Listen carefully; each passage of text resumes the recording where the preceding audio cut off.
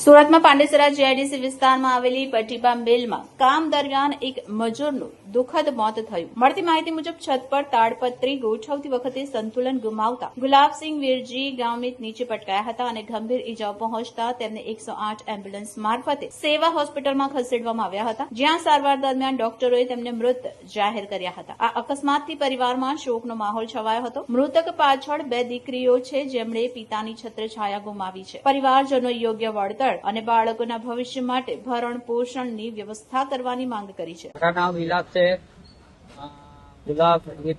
ગુલાબસિંહ વીરજી ગામિત, પેલો પાંડેસરા પ્રતિભા મિલમાં કામ પર આવ્યો હતો।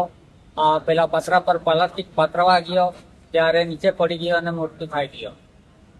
કેટલા સમયથી કામ કરતા હતા? હા, તો અત્યારે પેલા આવતા હતા, પણ અત્યારે 10-15 દિવસ જેવો કામ પર આવ્યો હતો અને પડી ગયો। અને પરિવારમાં કોણ કોણ?